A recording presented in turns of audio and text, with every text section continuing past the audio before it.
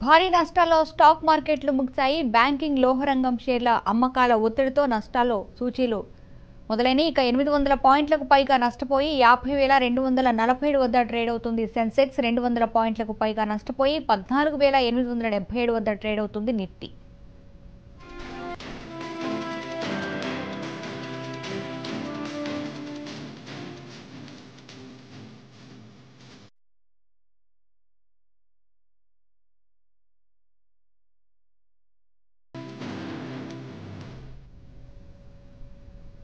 భారీ నష్టాల్లో స్టాక్ మార్కెట్లు కొనసాగుతున్నాయి. బ్యాంకింగ్, లోహరంగ షేర్ల అమ్మకాల ఒత్తిడితో నష్టాల్లో సూచీలు కనిపిస్తున్నాయి. ఇక 800 పాయింట్లకు పైగా నష్టపోయి 50,247 వద్ద ట్రేడ్ అవుతుంది సెన్సెక్స్. 200 పాయింట్లకు పైగా నష్టపోయి 14,877 వద్ద ట్రేడ్ అవుతుంది నిఫ్టీ.